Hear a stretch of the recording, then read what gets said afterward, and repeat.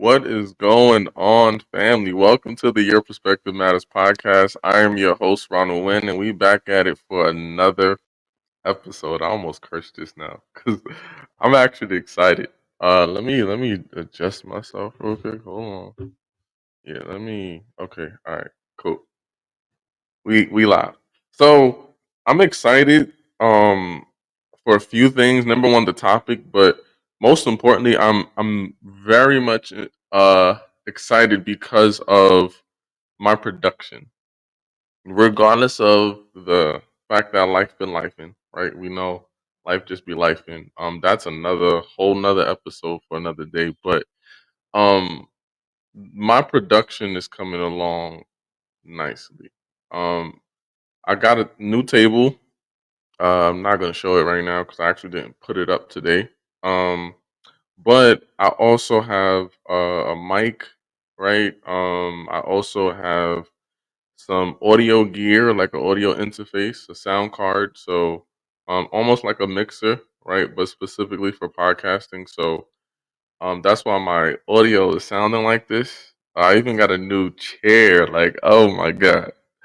Man, let me tell you, on Saturdays when we have to put in the time to record the episodes, and I'm just sitting there for like hella long for hours, just sitting there. My butt is killing me. It's crazy, right? But nonetheless, I'm excited. Soon I'm actually waiting for my boom arm to come so I could clip it onto the table. So that's going to be really exciting. So it's just so many things going on specifically in my podcast. For those that are doing a past podcast or even aspire to do a podcast, I encourage you to just keep on, right? To take action, to execute, and don't worry about how things play out so much, right? Because let me tell you, if I would have surrendered to the fact that things didn't go well the way it should have, and I've even spoken about this in my prior episodes, but like being in the podcast space for a couple of years, and um I'm just now getting a mic. Like I was literally using my phone audio, right? Or using my Bluetooth headphones. Now I got some AV headphones. So these are some very interesting ones. I use these in church to help with the sound there. So it's just so beautiful that we are here and I'm here. Like you just have no idea. It's been I've wanted for a long time to be able to uh even get a mic, right? I didn't even know what mics or, mixers or anything to look at, but I'm so grateful for the transition in my church. Being able to serve the way I am. I'm a part of the AV team, so I handle the angles of the cameras, and I also handle the sound right on the live stream as well as inside the church. So it's just a lot that I'm doing, and I'm also got a couple other people that's with me, but um, there's just a lot going on, and I would have never paid. Well, I did pay attention, or I didn't pay enough attention to the gear that I needed for podcasting because of the fact that the pricing, right? So the pricing was a little much only because I didn't have enough to get what I needed in terms of the specific equipment that I was looking for. But when you really start to dive deep into audio and visual, you start to learn more in depth of, what, there are some things that you can get that it doesn't have to be the super big production. You don't have to get the $2,000 mixer just to record a audio. Like this mixer didn't cost me much, right? So, and it's beautiful. It sounds amazing. There's another one that I want to get that I'm going to purchase within the next couple of weeks, maybe even a month, depending, because this one is rocking. I'm good with it, literally. But I just want to expand. So I encourage you to just keep the faith, keep flowing, um, be consistent. That's the important thing.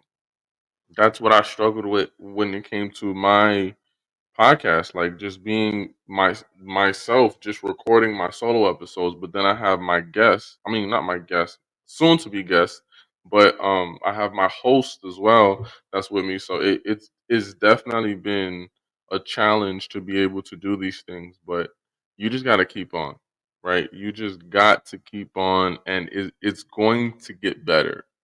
Um, but the topic for today that I want to talk about is something very interesting because most of us, I don't want to say most of us, but I would let's this is an uncomfortable conversation, so let's get into it, right? I want to make it more about myself, and then if it's relatable to you, just say ouch or say I feel that, right?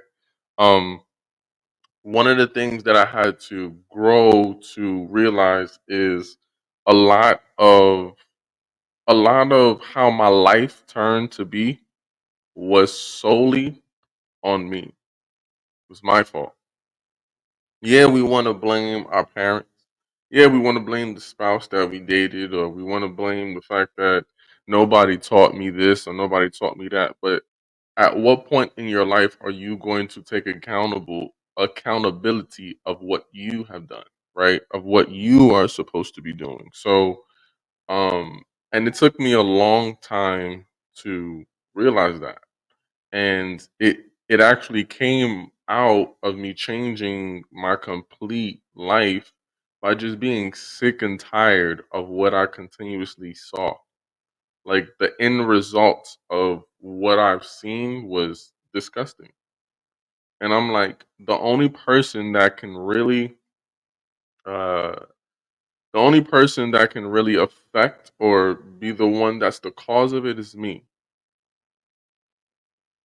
That was hard. I had to say, you know what, I want to blame somebody, but mm, it's my fault, right? So number one, if I mean, hey, if we taking notes, right? If you're taking notes, that's the number one thing I want you to write down is everything is my fault. Everything is my fault, right? I operate my whole entire life with everything is my fault. And it sounds crazy. It's like, why would no, everything's not your fault. Some people, everything that you are capable of doing is your fault. You have to just be responsible for what you are able to do and it's not able to do. It's okay if you're not able to do it, right? But you just got to be responsible for it.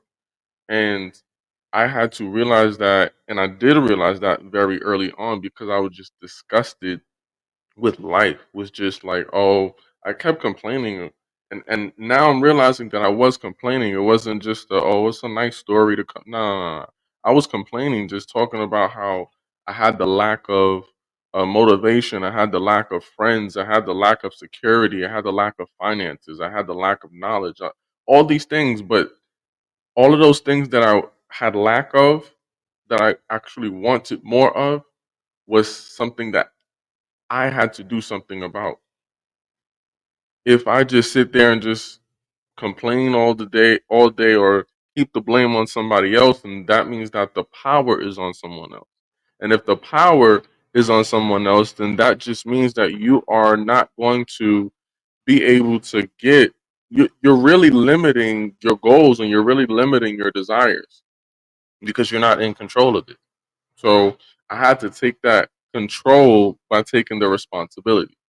Now, as I kept growing up, I started understanding that I needed to change what I saw because I started realizing that everything that I saw became some things that I wanted, some things that I desired, right? The title of this message is You Don't Have It Because You Don't See It. Are you positioning yourself to be able to see the things that you want? Have you created that vision board? Have you created those things where you can be able to see it exactly to the T? Not just, oh, I just want to have a fast car. No, no, no. What kind of car do you want? How does it look? How does it smell? How does it feel like? You feel me? Like this is what's important to the things, or the more so the outcome of the things that we want. And as I started to, and I'm so grateful for personal development specifically, right? It started with personal development, being able to do that unconsciously, right? Because I didn't know that I was doing personal development. I just wanted more. So I started listening to a lot more sermons online. I started listening to gospel music. I started watching different interviews or different motivational videos that changed my whole entire life. And I was doing that for years, every single day. And I know some people be like, he's not doing this every single day. Nah, I was doing this every single day. You could look at my YouTube back then, and you can see everything, like every single day. You'll see nothing but either gospel, right? I was listening to, who was it? Sarah Jakes, Eric Thomas, Kobe Bryant, Steve Harvey.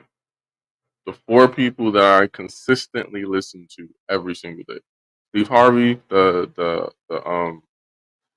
his show, the Steve Harvey show, as well as Family Feud. And then I was also with Kobe Bryant. I was more so studying him off the court. It's one thing to be excited and know a player or know someone when they are performing. Oh, they can play ball well, or they can sing well, they can do this well, they can speak well. That's great. But now you are in a different setting, an interview setting, where you are able to now get a different light. Like it's a whole different dynamic, a whole different atmosphere of this specific person. And that's what I was getting from Kobe before he passed. Like, that's why it hit me hard when Kobe died. Because, I mean, I don't even want to go there because I'll probably be crying. But just understanding how pivotal, how monumental of an impact he played in my entire life because of me listening to his interview. Some people that watched basketball all their life, or some people that was a major Kobe fan only, not even a Lakers fan, but just a Kobe fan, they've never even seen interviews of him. They've only watched him when he just played ball, but it's more than just that. Who are you off the court? So Kobe, I was watching those interviews. Et, Eric Thomas, I was definitely watching his Thank God It's Mondays every single day. Like, I would watch it on Monday and watch it throughout the whole week, literally. Yeah, it was and it was old episodes. It wasn't like I was just, oh, this is brand new. If there was something brand new come out, boom, I'm gonna watch it as soon as I can, even if it's a Wednesday or Thursday and I didn't watch the last thing God is Monday. I'm on it, right? So I was watching those every single day, and then my girl Sarah, right? She's just been a tremendous blessing, right? She's been my pastor without even me joining the church. um, so I'm just so grateful. I'm just so excited to share with you a lot of things that has helped me to be able to see, to be able to visualize a lot of things. But I want to give you this nugget, right? I want to give you something very monumental, even in or maybe even before you have to just fully see it with your eyes. You have to act as if you already have it. You have to, like, almost lie to yourself, right? You gotta really act it out. We are the best actors there is. Like, you have to be able to focus on, hey, you know what? If I want to be a millionaire, I gotta act as such. So if I have to act as such, then what are the things that millionaires do? Where are the places that millionaires go? What are the things that millionaires say? What do they read? How do they get there? What's their routines like? Do they even have a routine? These are things that you have to completely ask yourself so you can implement it yourself. I can't say I want to be a fitness trainer, but then I don't focus on getting my body fit. I don't focus on my own stamina. I don't focus on even buying the gear, like even looking the part. Like, where's your shorts at? Where's your whole entire your attire for the to be a trainer? Sometimes you can, well, oh man, this is good because this is a marketing play, right? Sometimes all you gotta do is look the part. That's it. You just go out in the world and look like how you want to be perceived. Look like what is it that you want to aspire to be. If I want to aspire to be a motivational speaker, how are they looking like? How are they walking? Right? I want to walk like them. I want to talk like them. I want to be like them. Right? If I want to be a singer, okay, cool. I need to be able to look like I'm a singer. And not sometimes, a lot of the time, wear the shirt. Wear a shirt that has to deal with singing. For those um that want to, let's just say, for those that actually want to make money doing the thing that you want to do, brand what you are doing, whatever that is, whatever that goal is. If you want to be a singer, and make it into a shirt. Now you already have a dominant stream of income, or not even a dominant, but at least a growing one. At least you know for sure, okay, if I sell a shirt, I'm going to be able to make some money. If you rock with me and I have a shirt that says rock with me to my music, they going to know that you make music. Or you could say something like listen to my vocals. They going to know you a singer. Or you know what, watch me play in a band, or watch me play this instrument. Then you're going to be able to recognize, okay, this person, you a musician too? Okay, I'm a musician. What's up? Then that's where you start to get your relationships and so on and so forth. Um, but I got so much more. I'm just excited about this topic. I don't want to take up too much time. Another thing that I want you to also understand, even beforehand, is while you are acting as you already got it, what's very important is sometimes you are going to be called delusional. Sometimes you will be called delusional, and that's okay. You need to be delusional. You need to look like this person is crazy.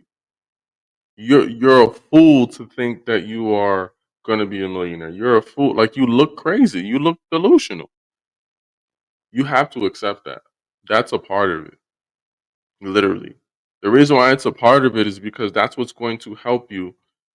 That's what's going to help you be able to attain the things that you want, because you are so concrete on this is what it is. This is what I want. I don't see nothing else except this. That's it. For an example, with me in basketball, right? When I was younger, even though I'm not in the NBA now, but I was, oh my goodness, people thought I was crazy. I would wake up 8, 9 in the morning if the yard is open, because it was like a school. First, it was a parking lot, and then it transitioned to like a schooling. Well, it was a school area, but um, they just fixed it up to have like a playground, turf, and all of the track or whatnot. So it was a lot of other things that they put there. But once that thing opened, especially on the weekends, oh man, I'm in there early. Unfortunately, the weekdays you can't really get it because of the fact that um it's school, so you got all the little ones running around. But once that thing during the week it opened, I think like around 4 p.m., 4 or 5, or whatnot. I was always one of the first. It was me and a couple of the little heads all the time.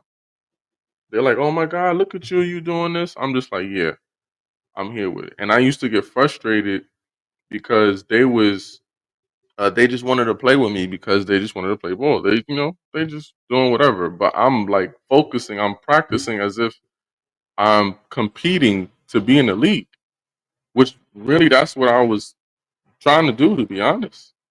I was out there all the time. Like I was out there with church shoes after church. I leave. Well, my stepfather used to drop us off right in front of the building, and sometimes I used to have my basketball with me. If I got my basketball with me, then I'm going straight to the yard right after church. But if not, then I go right upstairs. If I feel like I want to change, I'll change. If not, I'll grab my ball with the church shoes, with the tie on. I was suited and booted and balling. Like I'll play in boots. It don't matter because that my there was a bigger vision. All I saw. You have to look like you're delusional. I had people. There was a couple Saturdays that I would play.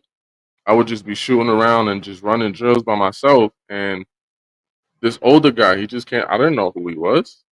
I didn't care. I'm gonna practice regardless of excellence. I gotta give excellency. And um, he looked at me and he was like, "What's up? What's your name?" Told him my name, and he was like, "Cool. What are you trying to do?" I'm like, "I'm actually trying to be in the NBA." They was like, "Well, it looked like it because you practicing, you going in." And I didn't know that he was watching me for about like a month or two, and he saw me every single weekend. Like that, I ain't have time for a girlfriend. If I had a girlfriend, she knew that I wasn't gonna be giving her a lot of time because most of my time was for basketball. I'll give her time, but I got to get mine. Let me get my basketball in. Let me get my shooting or whatever. Do what I got to do. Then I come chill with you. Do whatever you want me to do. That's fine. But I was on it. Like there were times where it was a couple college scouts, and I was in I was in high school. I wasn't on the team. I was on the team. What is it? June? No, um, freshman to junior year. But then I wasn't on the team. I didn't go back on the team on my senior year. I was like, because of how things were, like it was a waste of time. I'm good. But I was still getting so much traction with just being consistent playing ball where I was at. I didn't have to pay no money to get in the gym, even though I wanted to, right? I wanted to have more of that kind of experience, but I was doing it. And you have to look delusional, right? One of the questions that somebody asked me before was, do you have to look delusional to get what you want? And I want to say yes. It is very important. Look like you are crazy. Because there is even if you don't like, to you is not delusional. To you is like, yo, I'm consistent. You're just being consistent. You're just focused on one thing. This is it. This is my goal. This is all I want to do. That's it. But to other people, you're crazy. You're a weirdo. You're delusional. And that's fine. That's okay. You have to accept it so that way you can keep moving forward. One of the actually I'm gonna go to this, right? Um, which I believe majority of people would know this, right? And I'm going to start to be using scriptures. Um, where we at? Where we at?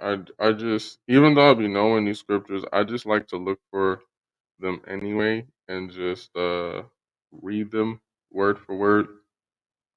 For this one, we are gonna go to. Should we use this one? We'll use this one. I'm in the NLT version, right? The New Living Translation version, and it says, "Faith shows the reality." This is Hebrews chapter 11, verse 1. Faith shows the reality of what we hope for. It is the evidence of things we cannot see. Through their faith, the people in days of old earn a good reputation. You're not gonna earn a good reputation if you don't have good faith. Like you have to have faith in the thing that you are doing. If you don't got faith in it, trust and believe you're just going to waste away, and it's going to show in your work ethic. It's going to show you're no longer going to look delusional. You're going to look like you fit the party. You're going to look so smart. I don't care about looking smart, looking fancy. I don't care about none of that. Let's get to the bag. Let's get to work. Like I'm that can come eventually as it goes, right? But I'm just the type of person that I have a vision for something, and if I can't have it to look excellent, I just need to perform excellent. That's the biggest part, right? But I perform excellent because I believe it. I perform excellent because I believe it. So you need to believe it. You need to, in everything that, if this is what you want to do, if you want to be a speaker, if you want to be a singer, you're not going to go nowhere if you don't believe it. Or let's just say you get the opportunity. You're not going to keep it if you do not focus on, um, if you do not focus on having that kind of strong belief, right? Um, ooh, where we at? I have some notes for you guys. Um, well, give me 1 second. There we go. Boom. When you are doing this, right? When you are focused on acting as if you already have it, right? Being okay with being delusional and having the faith, success is inevitable. Success is inevitable. Like it is, excuse me, it is going to happen. Now, granted, there is a perspective where success is different for everybody. But nonetheless, whatever that success is for you is inevitable if you make sure that you are consistent, if you make sure that you don't allow being delusional to stop you, right? And if you make sure that you are acting as if you already got it, be the part, look the part, become it. And we're not going to be long on today. I have two other questions that some people asked me. And they said, "Is faith more important than action? Is faith more important than action?" Faith is equally. This is my perspective. Faith is equally as important as execution. There is no, okay, I need to just focus only on execution and then get to the faith, right? Or I need to just have faith and no execution. That doesn't even make any sense. What it says in His Word, faith without works is dead, right? Faith without works is dead. So I can't tell you that I believe in something if I don't put in the work like it. But I can't put in the work to a high level, to a level of excellence, or even long enough if I don't believe it. So it's not a matter of which one is more important. It's the fact that I need both. I need to be able to believe it and I need to do the work. Faith and execution are equal. Equal. Now you might have seasons where you may be working more than you believe it, and there may be some times where you believe it more than you are working it, but you got to get them to be. I don't believe in balance, but I do believe with faith and execution, it should be stable. It should be right there. It needs to be equal for sure. If it's not equal, there's going to be a lack of work ethic. There's going to be a lack of excellency, and you want to be able to produce excellency in the best way possible.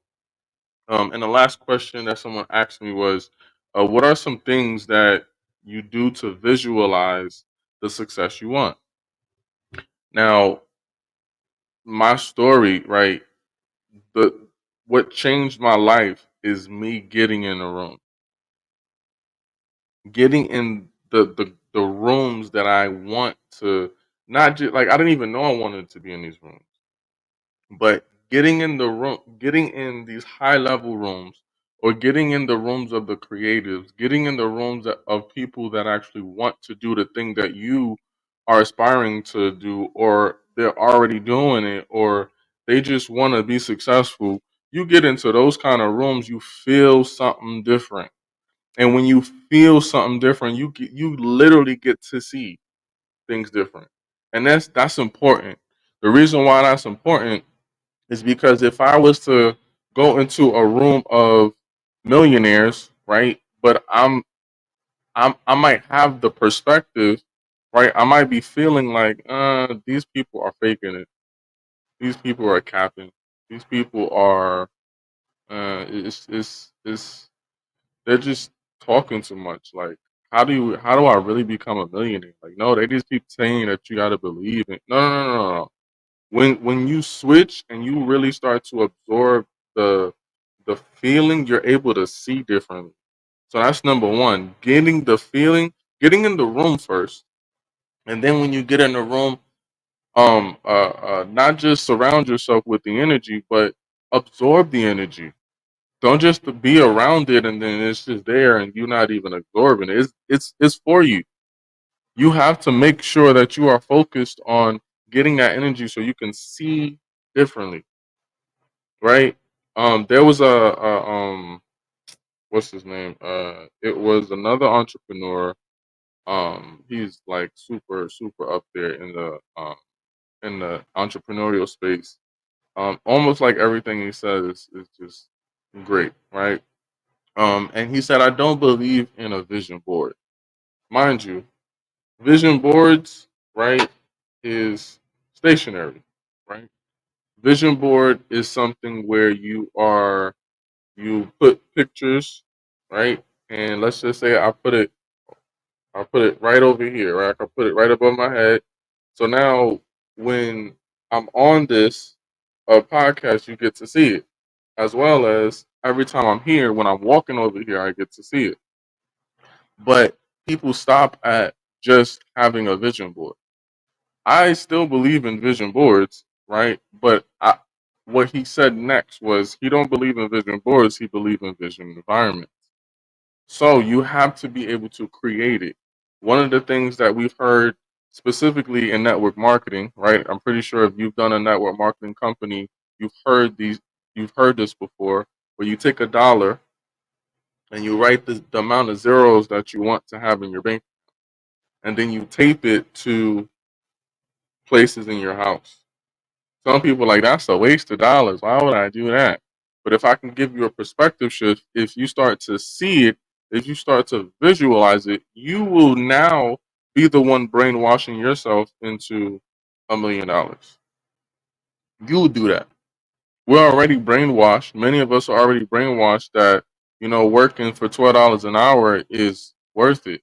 I'm going to do that for 40, 50, 60 years and then I'll get a nice retirement, right? Working $20 an hour is great. Oh, it's not. It's not when the cost of living keep going up everywhere. It keeps going up everywhere, but our income is not growing. Our income is the last thing that increases. So you have to be able to create your vision environment. Why is it important to do that? Because if I was to if I was to leave, let's just say I go live, right? I'm going live and I'm showing my video, right? You see my face and then you see my vision board. Cool. Now when I walk around the room, if I go to my refrigerator, it's there too. If I go to the head of my bed, is there too. When I go to the bathroom, is there too. When I go in my kitchen, the cabinets on each cabinet door is there too. When I go to the door about to leave, it's there too. When I go outside and I'm coming inside my apartment, is there too. When I go in my car, the dashboard is there too. Maybe even put it on the steering wheel, on the horn is there. I can put it on the windshield. I can put it in the back of the car. I put it in my wallet because I got to take out my credit card or money or whatever. My ID is there. Like you have to create the thing that you want to see, the thing that the person you want to become. You need to see it. You need to see it. So those are some things that I encourage you guys to be able to leverage and do because of the fact that is going to is I promise you, it's going to change your whole entire life. Like when I went to my friend's house in upstate New York, not my friend, he's my brother, right? That's how close we are. I went to his house and I heard it before, right? I heard them saying, "Hey, you gotta put it up there," but he literally had it everywhere. Like I'm talking about, there's not a it was almost like he minimized the amount of space of from $1 to the next. Like if I step a couple steps forward, I'm gonna see it again. If I turn left, I'm gonna like it was everywhere in his kids' room, all over the living room, outside in his pat. It was I'm like, yo, you real. You doing it. You doing it. So I encourage you guys to create that. The reason why you don't have it is because you don't see it. So let's work on being able to see it. I appreciate you guys for tuning in on another episode of the Your Perspective Matters podcast. We are a personal growth podcast. I truly believe that someone has been able to grow on today. If this made you uncomfortable, I need you to type into the chat and let me know what part makes you uncomfortable. Why? Because that is going to allow you to grow. Uncomfortability breeds growth. I'll see you on the next episode.